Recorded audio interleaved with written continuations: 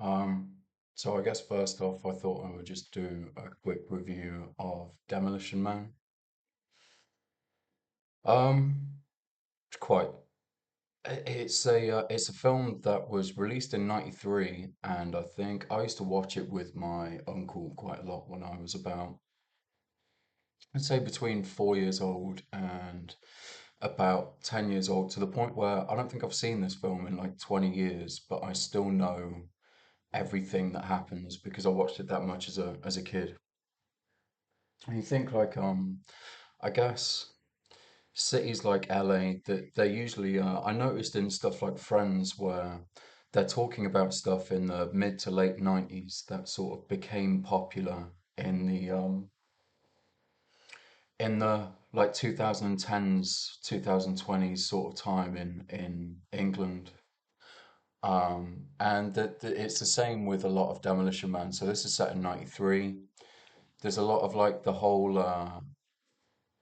I guess I'll go through what it is first as a film if you haven't seen it. Obviously, there's spoilers within this, but it's basically a film where an old school police officer and an old school criminal. So the cop's name is John Spartan, and the villain's name is Simon Phoenix. And I guess what you've got within those names is so within Simon Phoenix, you've got like Simon Says. You've also got You've also got like Phoenix rising from the ashes. They also make the old villain black. They obviously Wesley Snipes, and they make the cop, the old school police officer is white. Is Sylvester Stallone is Italian. Um, there's a load of shit in there, like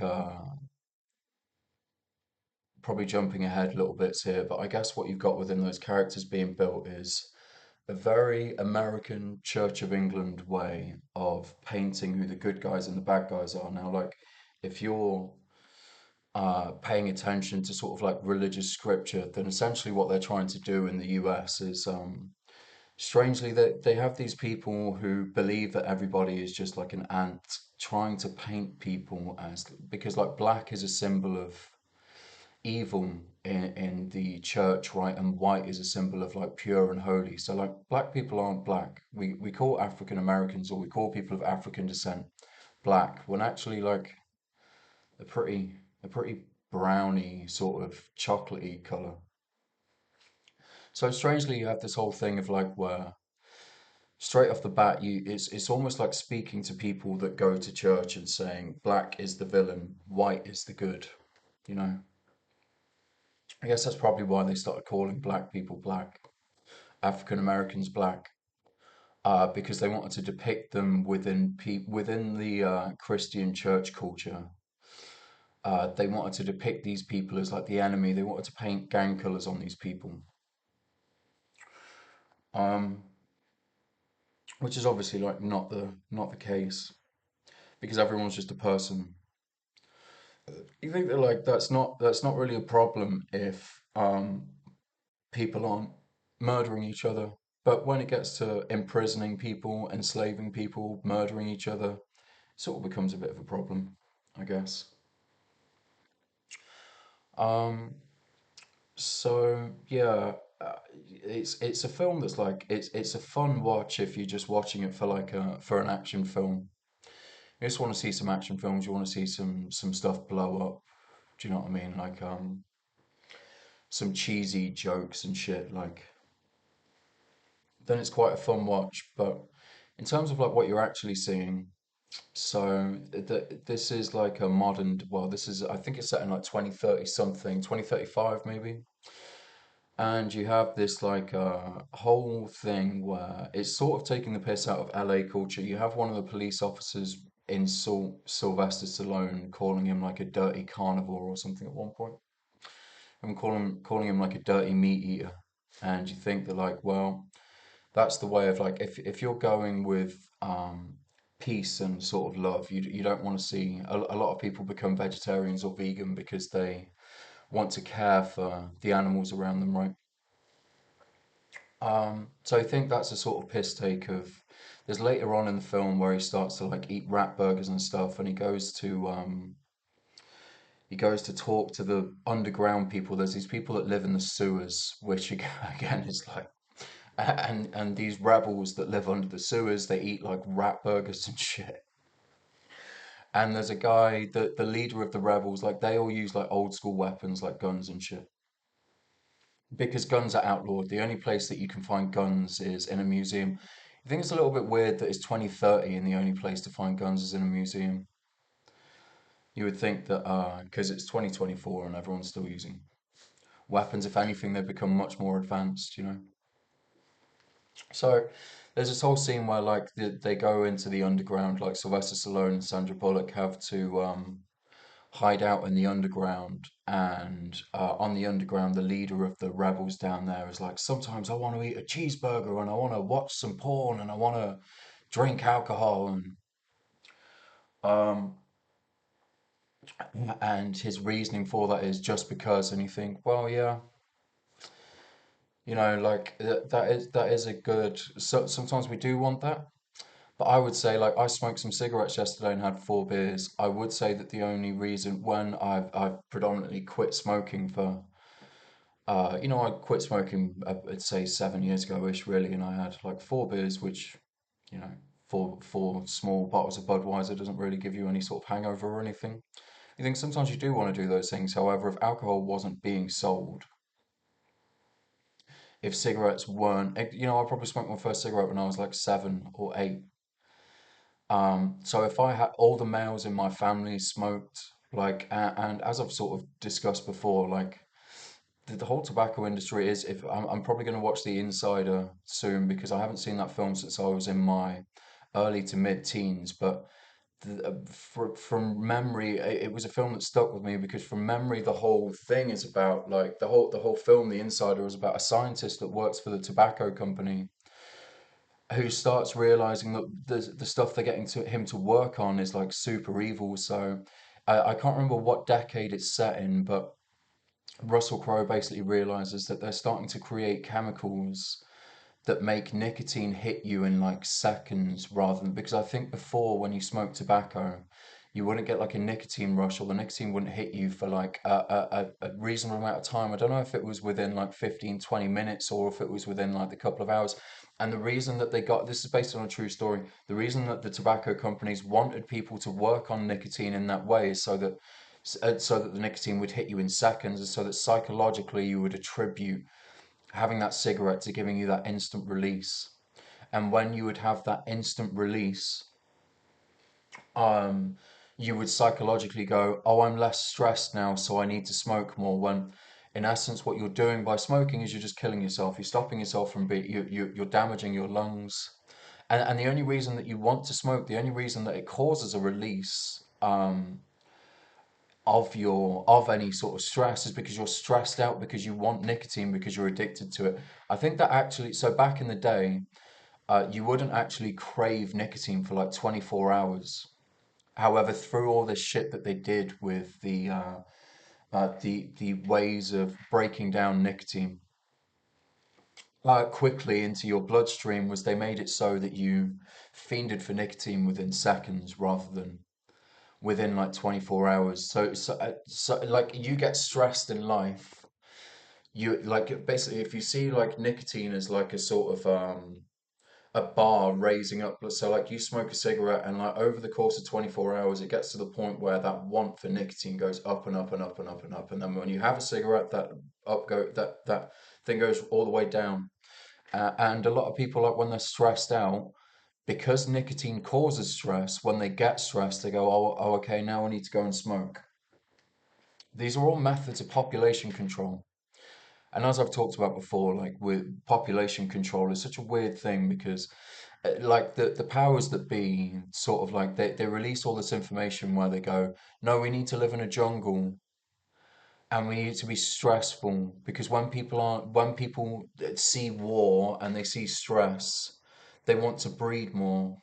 And when we're nice to people, they don't breed, right? But then they go, oh, but when people do breed, we need to kill people with tobacco or with alcohol. And you think that's really strange because what they make you think is that like smoking cigarettes or drinking alcohol is a conscious choice that you make.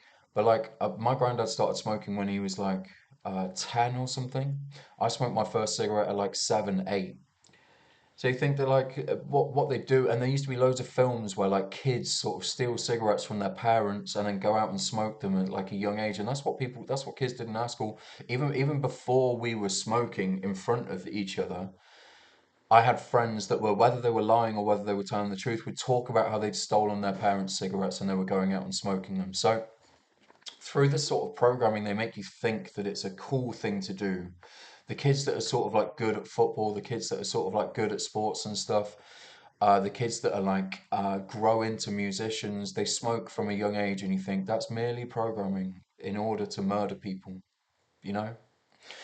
So it's a strange thing where like this is constantly what they do with this sort of warfare. They paint this imagery of the rebels smoking, eating unhealthy food, and drinking alcohol, which again is like one of the major killers all over the world, right? It's a legal drug, and it kills decent people in their 30s and 40s. So like strangely, what the sort of church try and say is, well, we're killing people that are being stupid. No, you're not.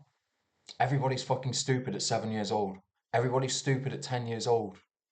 Do you know what I mean? Obviously. Um, so you think it's crazy that they run this whole ethos of no, you need to be at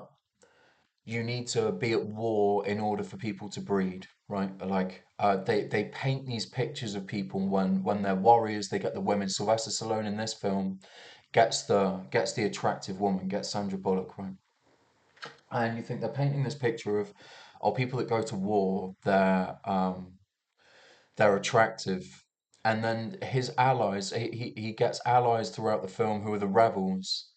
And what they do is they paint the picture of the rebels as people that eat unhealthy food that clogs your arteries. They smoke, they drink, and they go, oh, just because, you know? And like I said, like me, a lot of other kids, like I was speaking to some sort of old friends, I don't know if they're friends anymore, but they were talking about how it was acceptable to be showing their kids horror films, and they just started showing their kids like Alien and different action films, and they didn't see a problem with it, right? And you think, well, there is a problem right there because you're getting your children you're perceiving them to sort of be these like rebellious counterculture characters, but what you're getting them to view is a bunch of people that are supposedly cool people who are killing themselves slowly and paying for the right to do that, you know, which is mad. It's so fucking crazy. Um, and like what you have within this film when you start to look at the layers of this is like so you have these old school people like LA in the 30s or 35 or whatever is set out as a place where everyone's really happy. Everyone's really happy, everyone gets on, everyone's a vegetarian to the point where it's like they call people that eat meat, or you know, that it's an insult to be eating meat and stuff, and like, um, everyone's very peaceful, to the point where like the police aren't trained to deal with violence because there isn't any violence. Do you know what I mean? Like the weapons that the police have are sort of like electronic weapons, and what they do is they go, oh. They just ask people to stop doing what they're doing when they commit crimes. There's crimes like what somebody can do as a crime is swearing. So swearing is outlawed. So there's a scene where so that they don't use toilet paper in the future. They use three seashells, and you think that's quite strange. You can just jump in the shower and wash your ass off. You know, like you could just use a bidet. Why would you use these three seashells? I tried to break down what the metaphor would be behind three seashells, and I think like probably something to do with water. Hey, um, I don't really need to look into that metaphor too much more. I think it's just pointless, really. So like what you have is a situation where the villain is brought back first, Simon Phoenix, rising from the ashes. I've always had this concept of like they seem to paint gay as like villainous. I watched the Joe Rogan uh I watched the Joe Rogan new stand up last night. It's called Burn the Boats or something. And even like nowadays, they have this whole thing where they go, it's sort of like it's stupid to be gay. Do you know what I mean? Like this whole thing of like it, it was gay bashing at the same time he was saying I love gay people, and I think that there is a lot to that because if you take the piss out of someone, you're accepting of them, right? Do you know what I mean? I take the piss out of my friends. I don't take the piss out of people that I don't like. So I guess there is a lot to that where like with regard to bringing everybody into acceptance, people believe that you need to be able to make fun of them, which is definitely true. But like what you also have within that is that there are people that don't use humor to bring people together. There are people that don't use laughter as a way of curing these sort of like illnesses or whatever. There are people that take the piss out of people before they literally hang them. You have people that take the piss out of someone, and when someone takes the piss back, they hit them, or they shoot them, or they murder them. So I guess that's why there is like a still a huge stigma around this, is that those people in within those cultures feel like they get attacked fairly viciously. Do you know what I mean? Physically, violently.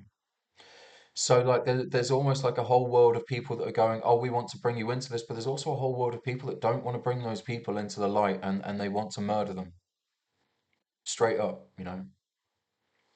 And you also think the whole thing of like rising from the ashes, is that a play on word that like, you have this large thing in like Jamaican culture, what we perceive to be Jamaican culture, what we perceive to be Asian culture, and what we perceive to be um African American or African cultures in the UK, African English, whatever, like where we attribute homophobia to. There was a huge thing in the 2000s where the Sun newspaper and stuff were like, we're banning these reggae artists from coming into the country because they've been homophobic.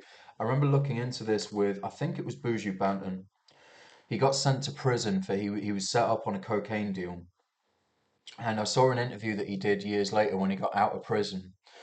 And they asked him about, he did a song called, I can't remember if he did a song called Shot a Batty Boy or if he did a song called, it was some like big it was some like big homophobic song. It used to sort of get played at different house parties I was at when I was younger and stuff, in sort of like a funny way. People would play it to sort of laugh at it. And like I read this interview with Buju Banton in his later years, and he said, I recorded that song I think he was like 17 or something. He said, I recorded that song when I was a young teenager, and and I never released it. And I left a record label to move to another record label, and because of that, that record label that I left released a compilation of greatest hits that I'd done, and they put that homophobic song onto the greatest hits. So essentially trying to condemn the guy to something that he did or said when he was a teenager, knowing that he wasn't sort of that way anymore, that a lot of his songs were about peace and love. And then with him being about peace and love, they then, because he left them and he wasn't going to make money for them anymore, he was going to make money for someone else, they released a song saying that, "Oh, yeah, but look at what this guy did when he was a child.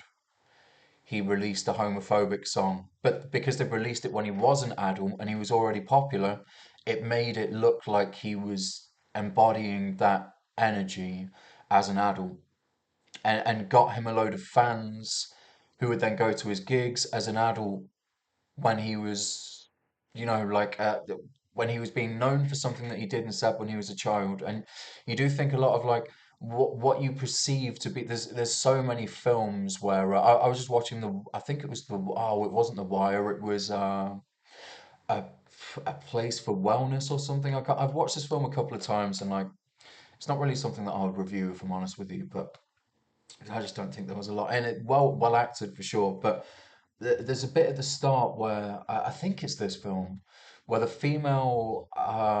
a woman sat as a board member. It looks like the head board member, and she says, "Oh, do you like big black cock?" to the guy, and he's like, "What?" And she says, "Do you like big black cock being rammed up your ass? Because if you go to prison, that's what you're going to have." And I thought, like, again, there's the whole imagery there of the black person, of painting a bunch of people that aren't black as evil and putting people in prison that you perceive to be evil, right?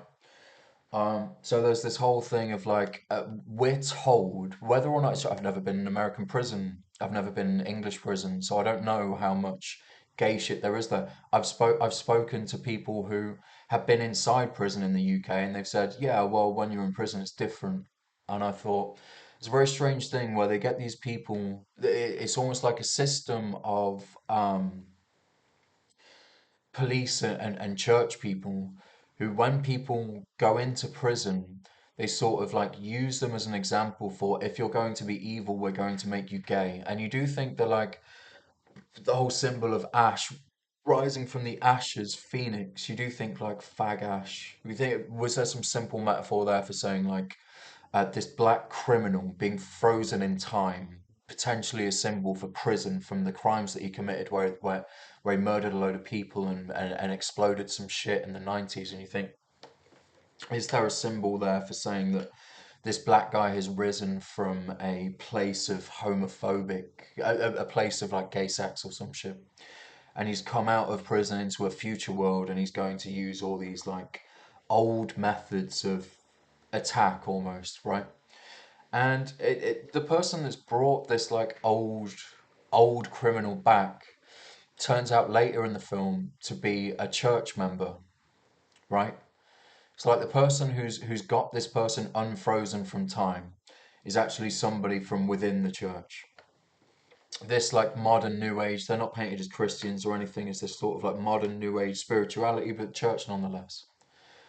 And so in order to combat this old style of criminal, they bring out an old style of police officer. Now, like, there's a strange scene where, for some reason, during the time that these people were incarcerated or frozen, they basically enabled Sylvester Stallone's character. They gave him the power of for some reason, whilst they were frozen, they give them they teach them something, which I guess again is like a way of saying that whilst you're in prison, you're frozen, right? So what they do with Wesley Snipes' character is they give him the ability to almost download into his mind the ability to hack computer systems and hack security systems. Whereas with Sylvester Stallone's character, they give him the ability to sew.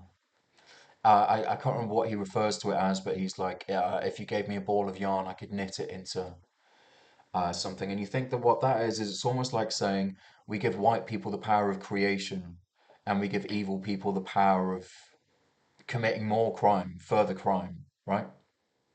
Because there was so much, the whole Italian culture in America, they were painted as criminals in the John Gotti era, the Al Capone era sort of thing, 20s, 30s, 40s America, like right up until the 80s, I would say, like even early 90s, Goodfellas and shit like that.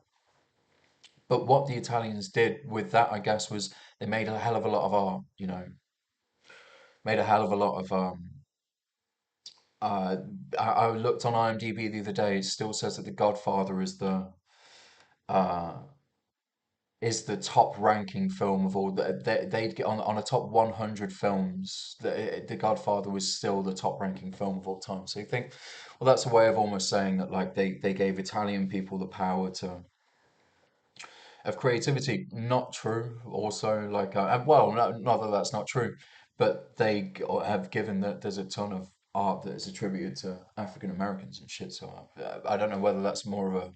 I guess that's since the 90s. Although even way back when in the 50s, 60s, you had loads. Going way back further than that, Delta blues and shit. Like the whole like Lead Belly and all of that shit.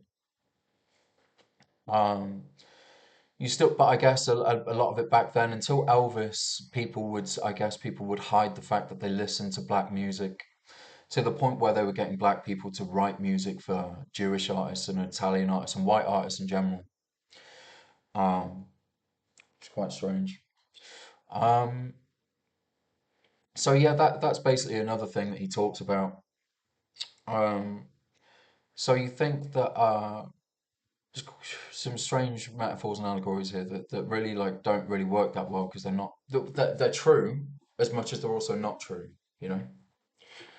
Um, So yeah, the film goes on and like I said, so like the religious person has brought back this like evil criminal in order to carry out what he wants. Now like because I towards the end of this film I just thought I don't really need to watch this shit in. So I just watched it in times eight. I just wanted to see how the shit played out really.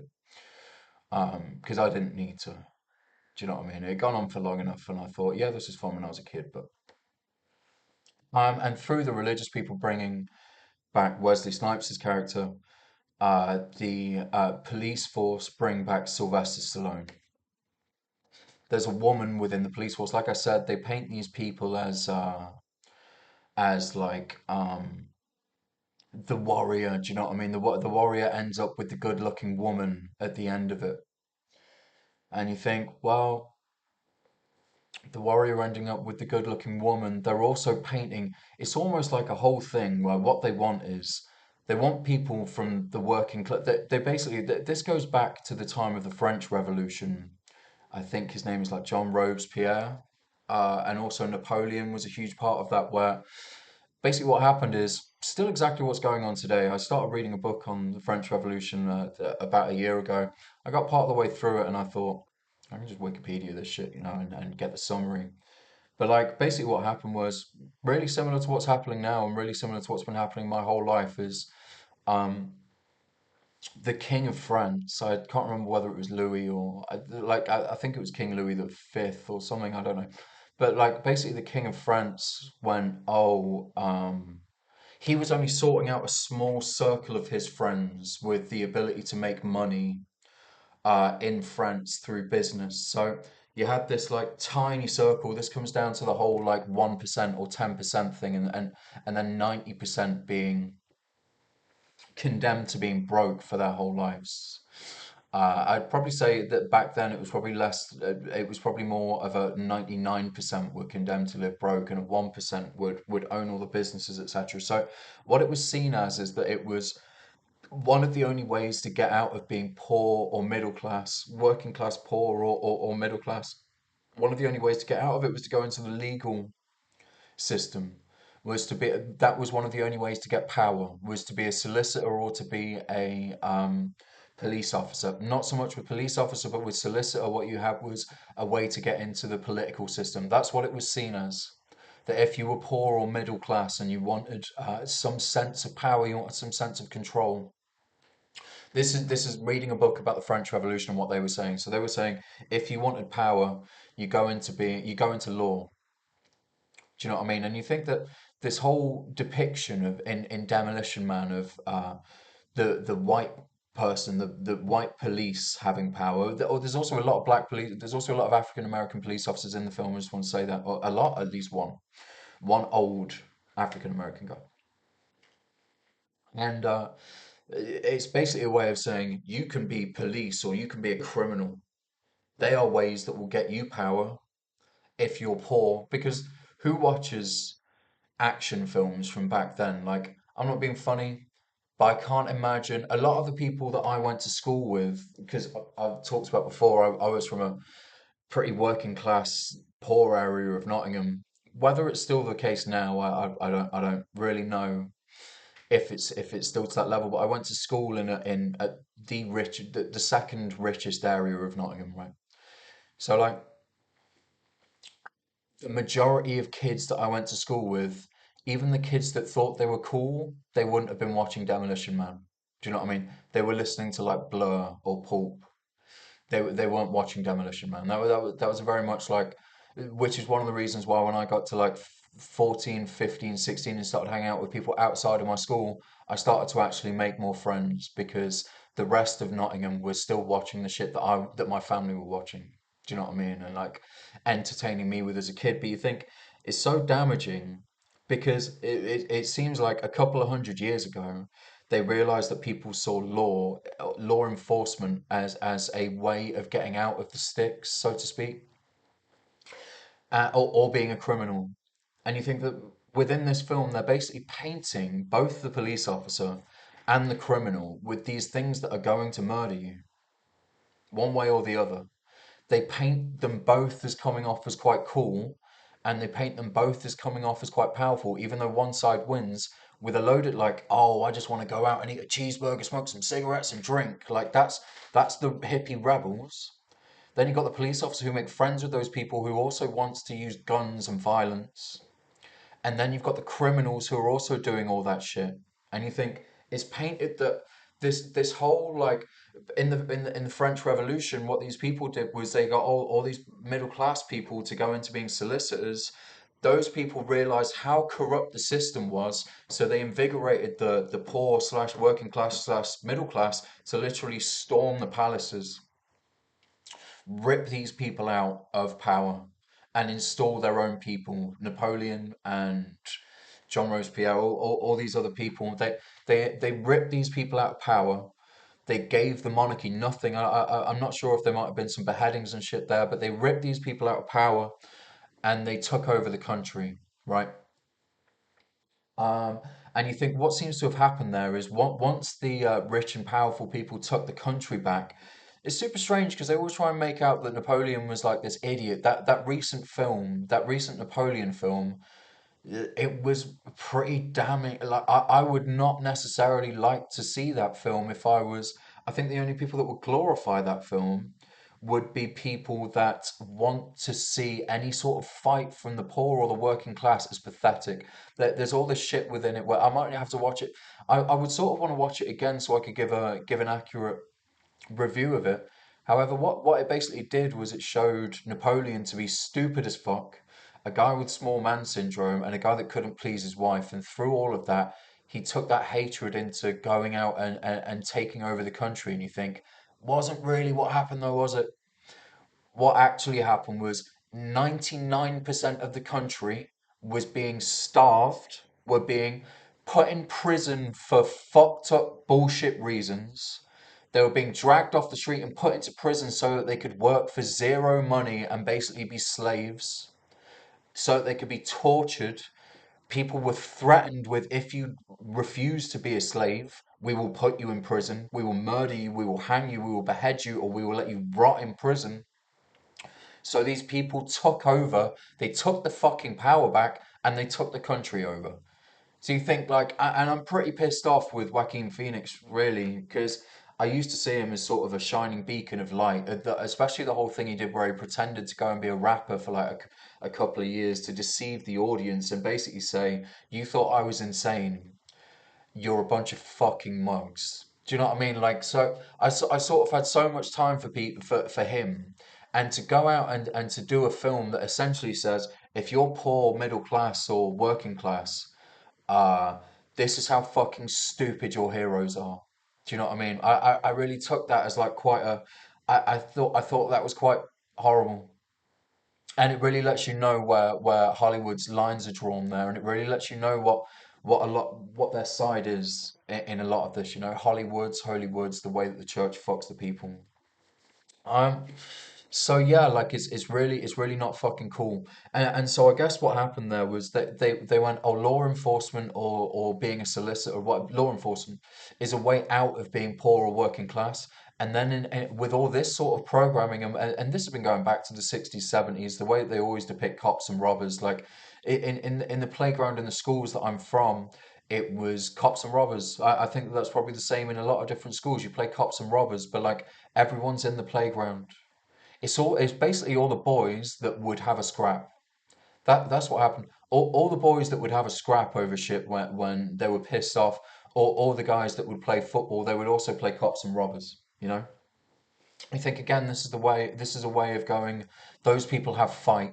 Let's let them fight amongst each other and let's let them not fight us. Because you think the whole prison system, with regard to like panopticons and how that shit was like discovered in the 1800s, right? Like you think this is, but there's a great film with Adrian Brody and Forrest Whitaker. I think it's Forrest Whitaker. It might be his twin brother or his other brother, but there's a great film with Adrian Brody and Forrest Whitaker where they do a social experiment and they put all and they get the guards and the prisoners and at the start of it they're all friends, they're all friends and shit. And they go, oh, we're going to put half of you as the guards, half of you are the prisoners, and the guards have to enforce the rules, but they can't commit violence. So what happens is they start doing shit like They don't commit violence, but they do shit like starve them and lock them up in like torturous situations in isolation where they're like, battling with rats and they're like waterboarding them and shit. And this is what happens. They put people in a situation where they go, hey, poor people, you guys have to enforce these stupid fucking rules. And hey, you have to be the criminal.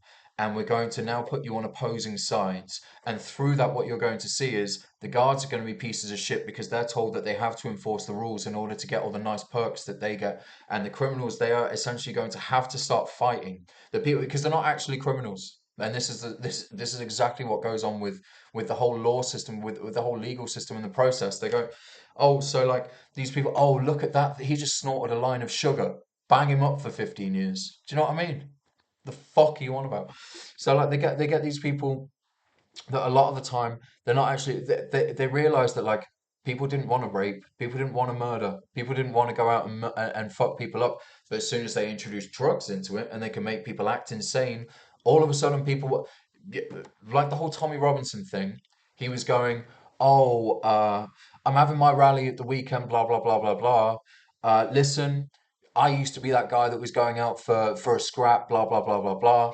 So if you're going to come down, make sure that your mate who's had a few too many, you reel him in a little bit. Because like, I'm not saying don't have a couple. Do you know what I mean? It's an holiday, lads. It's a fucking holiday. Like, do you know what I mean? So like, what you've got is somebody going inciting hatred. I don't give a fuck what the man says. He was inciting hatred right there and then. And let's not get things twisted right here. There's also a bunch of Muslim leaders who are also inciting hatred from Muslims in the country, and both sides are being played by the same fucking people.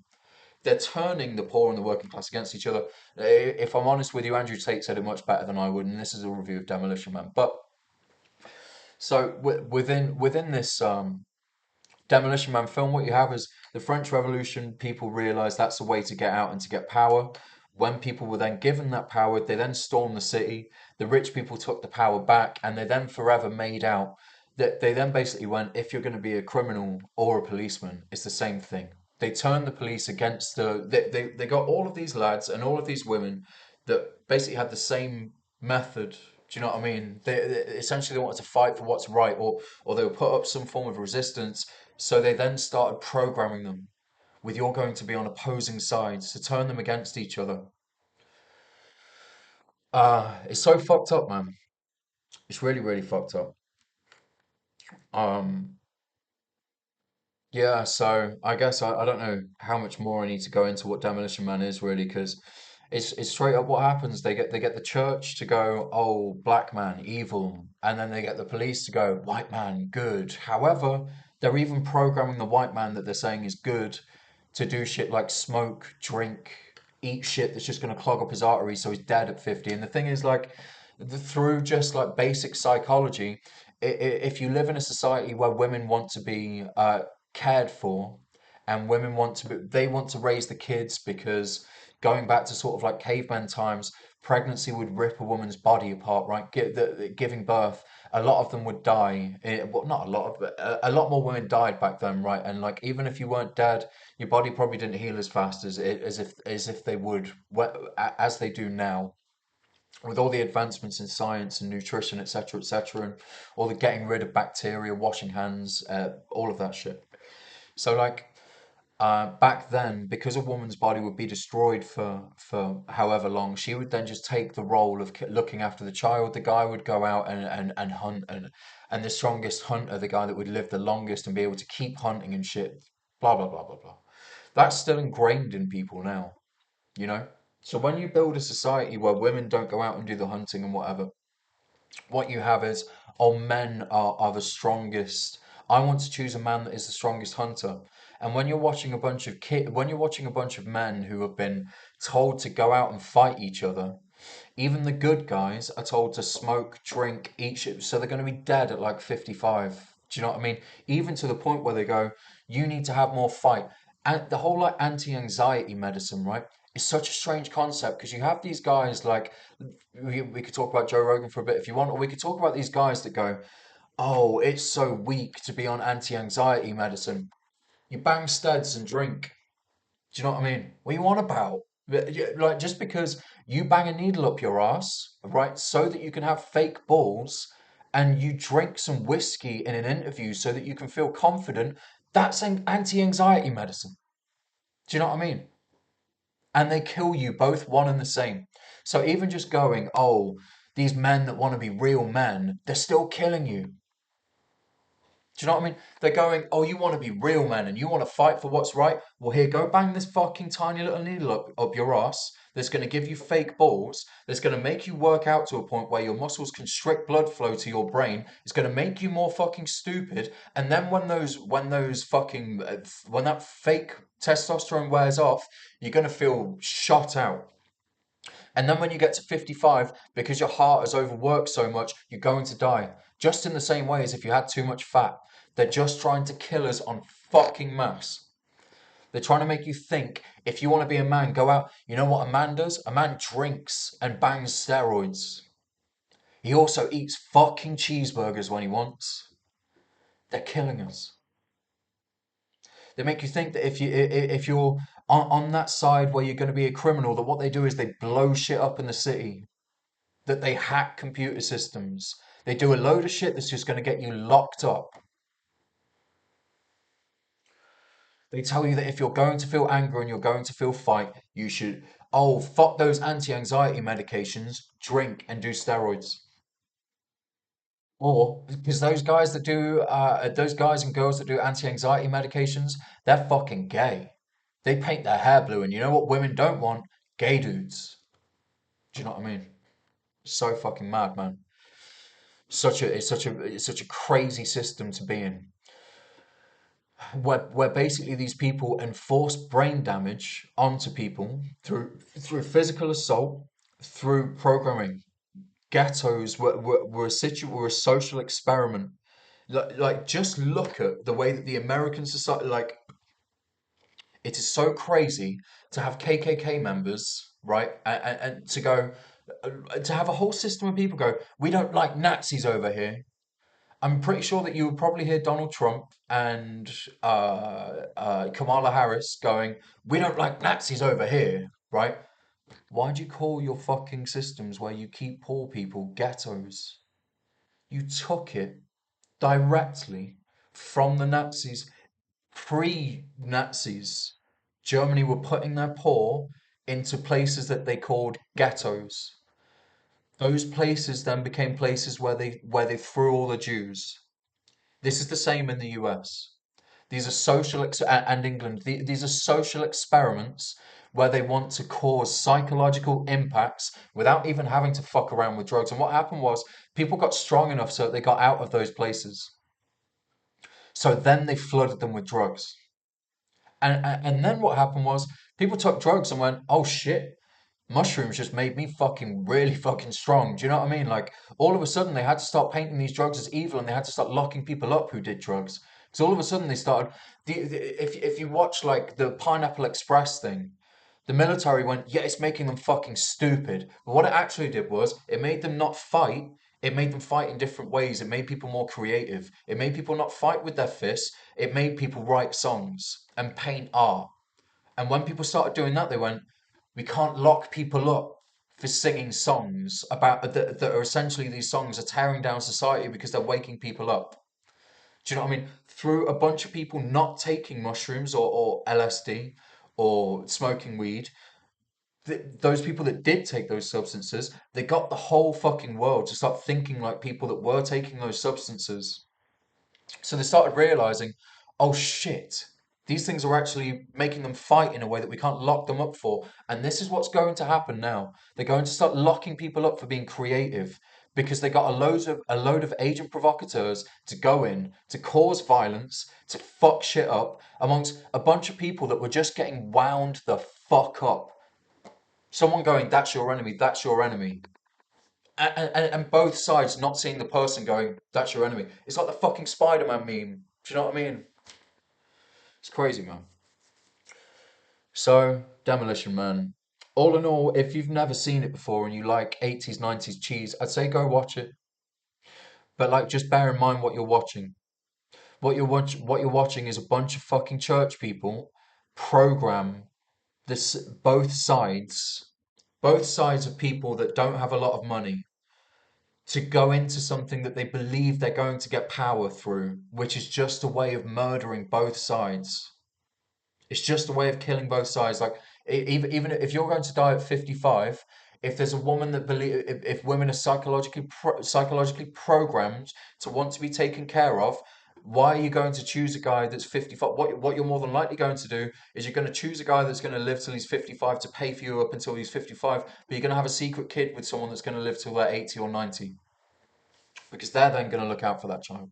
Or they're going to choose people that make a shitload of money and don't go into those systems. You're going to choose the 1% because psychologically you think that's what power is. That 1%, that's what power is because they live until they're 80 and they can still be president of the world. Do you know what I mean? And even when they're not president, they're still going to have a shitload of money. It's never going to be able to be taken from them. You can accuse these guys of rape. You can shoot these guys and they're still living. So go fuck those rich dudes and leave everybody else fucking die. Anyway, that's my review of Demolition Man. Great if you have no concept of what's actually going on within it.